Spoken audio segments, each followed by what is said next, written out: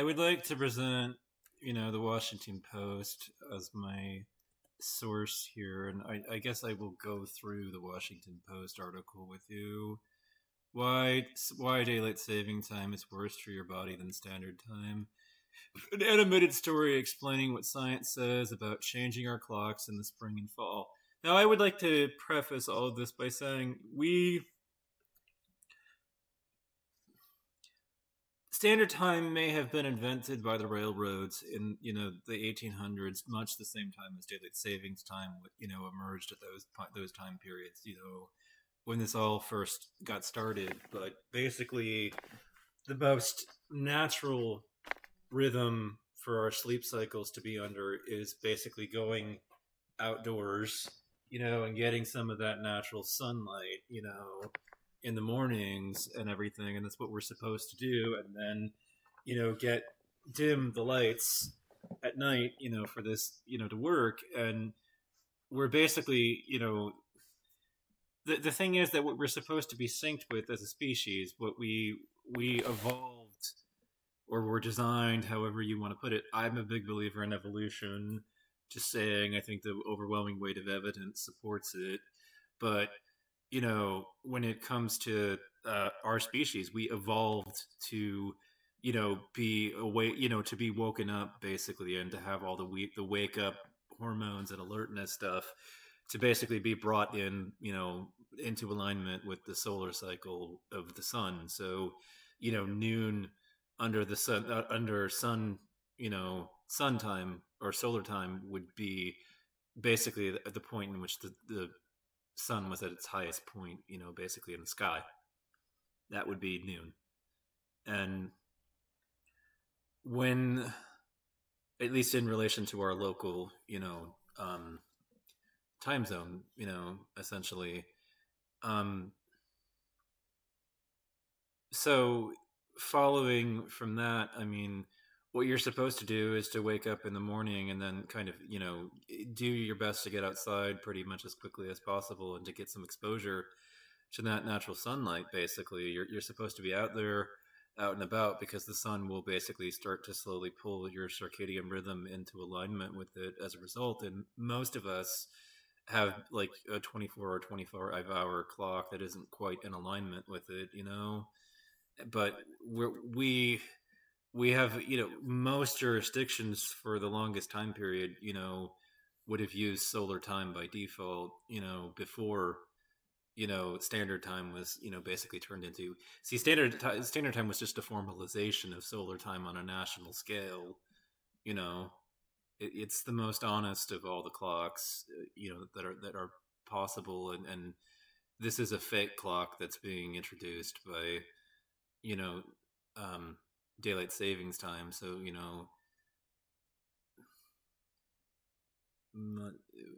so this is just a terrible, terrible idea. And, Phyllis Z, a neurologist of sleep and medicine at Northwestern University of School, said that without that sunlight, we can slip into circadian misalignment when your internal body clock falls out of sync with that of the sun's clock and your social clocks.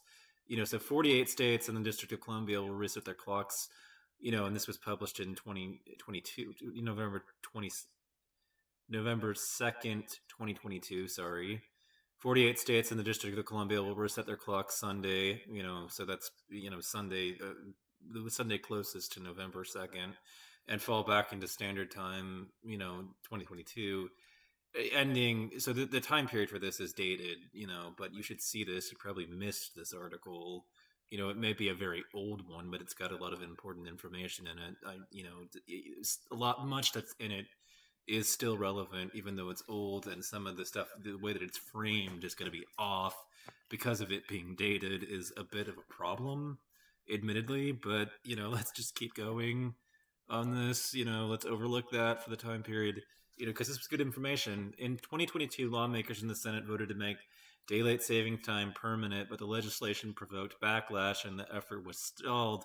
Sleep experts warned that a permanent change could chronically throw our bodies out of sync with the sun and lead to a variety of health problems. We would be misaligned all year long, said Beth Mallow, a professor of neurology and pediatrics and the director of the Vanderbilt University Sleep Division. How is it that 1 hour can have such a significant impact?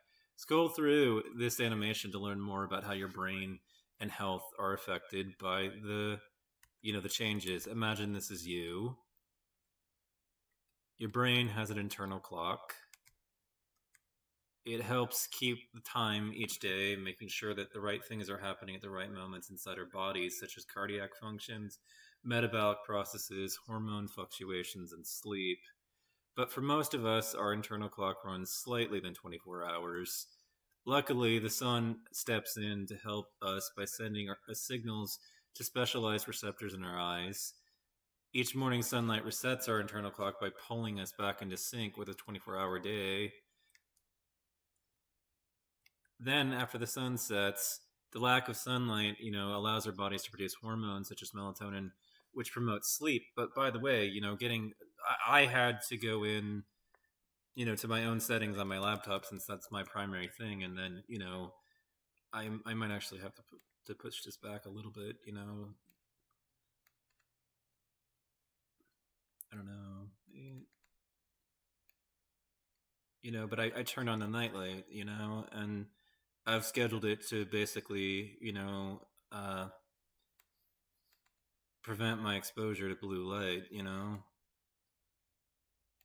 So it's going to filter that stuff out of it, and I'm going to dim the environment at night, Similar to how sunlight in the morning can pull our internal clocks earlier light from any other source, too late into the evening can do the opposite and push our internal clock later.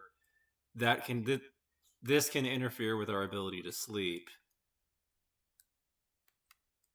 With that, so basically, the sun fails is with time change each spring daylight savings times, we abruptly disrupt this important relationship between our brains and the sun's. Here's why: our internal clock evolved to align with the sunrise, sunset, and a 24-hour day, basically. Likewise, the clocks we developed to schedule our days were conceived to align with the 24-hour solar day. When we are observing standard time, noon is when the sun is generally at its highest point. Let's call it solar noon. For most of us, our watches and phones clocks dictate how we live large parts of our lives, when we wake, be at work, and go to bed. Each March, when we switch to daylight savings times, our schedules shift by an hour. So, notice how we wake up in the dark and leave work with more hours of sunlight left in the day.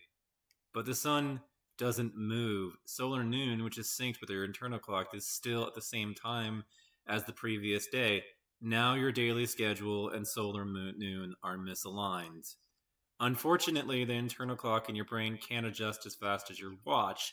It takes your internal clock at least one day to adjust to 1 hour in time change, and for some people, it can take longer than that. It certainly does me. One of the major problems with changing to daylight savings time is that it disrupts sleep. Your body isn't ready to fall asleep at your usual bedtime, which is now an hour earlier. And honestly, that is part of the problem when everybody's like, just go to bed an hour earlier. Does that work for you, sis? In reality, it's a lot easier said than done. What if you try to go to sleep and you fail? What if you can't get to sleep, basically, but you want to very badly an hour earlier, but fail to? Or you lie in bed, and because of that, it takes you 45 minutes or longer to fall asleep. What do you do then? Does that really benefit? Does that not cost you, the sleep then as a result and consequence of this? And in the morning, your body wants its old wake time too, but your alarm clock wakes you an hour earlier so that you can get to work on time. Now you're cutting into your sleep on both ends. The sudden 1 hour shift each spring has been associated with more heart attacks, strokes, automobile type, and other types of accidents also increase. There's also a cumulative toll of circadian misalignment. Here's what would happen if we stayed in daylight saving time all year long. The summer solstice around June 21st in the northern hemisphere is the longest day of the year. In some locations, such as DC, there may be nearly 15 hours of daylight. That extra hour of sunlight after work may feel nice, but having a later sunset close to bedtime can delay the onset of those sleep hormones, pushing your internal clock later. Even though you may end up losing some sleep during summer, you would still have early morning sun to pull you back a little bit. But let's imagine if daylight saving time becomes permanent, has been proposed. 6 months later, during the shortest day of the year, around December 21st, you would have a different problem. There would be a bit over 9 hours of sun. So there would be a bit over 9 hours of sunlight in DC during the day. You would wake up in darkness, and the sun wouldn't rise until you were well awake and already at work. Because you would already have been awake for hours before the sun rose, it would be less capable of pulling your clock back into alignment. If your internal clock doesn't get pulled enough, it can reset itself. So your internal clock may remain slightly longer than 24 hours, causing you to drift out of sync with the solar day. With each passing days, those extra minutes can accumulate. Over time, your internal clocks and your real world clocks move further apart. You know, this results in circadian misalignment, a mismatch between our schedules that tell us when to wake and what the outside environment wants us to do, which is to stay in bed and sleep because it's dark outside.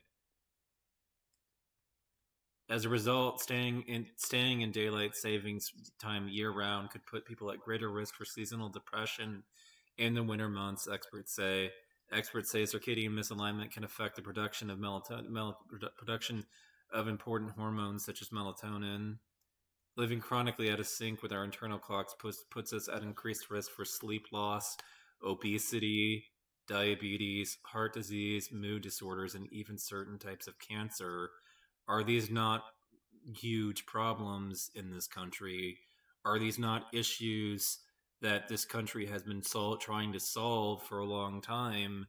You know, one of the reasons why myself, I'm a bit overweight, but I'm not severely overweight, even though I eat kind of shitty, although not as bad as possible, but I do eat, kind of bad. And, the truth of the matter is that I would be a lot fatter and more out of weight and in even worse shape if I didn't get my hours of sleep, because it helps my, metabolism. It's one of these life hack things that I know as far as weight loss. Get your fucking 8 hours. It's important shit. Melatonin has onstatic properties, meaning it can slow the spread of cancer. Said Charles, Chester, I can't pronounce that, chief of, and I apologize to Charles if I mispronounced that. I don't know how to pronounce your last name. You'd have to tell me. Chief of the Division of Sleep and Circadian Disorders at Brigham and Women's Hospital. But what would happen if we adopted standard time year round? Experts say we would eliminate short-term health problems and our frustrations created by adjusting the clocks twice per year. More importantly, our internal clock would stay in sync with the solar day. With better circadian alignment, we may reduce the risk for long-term health issues. Circadian sleep experts say that there's a powerful biological case for staying in standard time year-round. Changing the clocks doesn't change the overall duration of sunlight in a day. With permanent standard time, at least you would be getting the light at the right time of day for optimal health.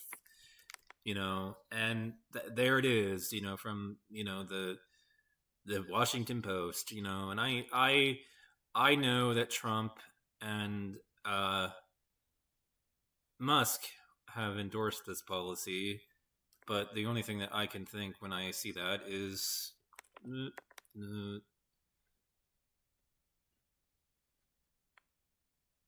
you see, I'm not a big fan of either of them. So, the worst person just made a great point. I happen to think the president is right. I am a member of the Democratic Party. I am a registered Democrat, and I think that Trump is right about making standard time the permanent policy of the United States. And I think this because we evolved as a species to be in alignment with solar time. And to put it bluntly, standard time is solar time.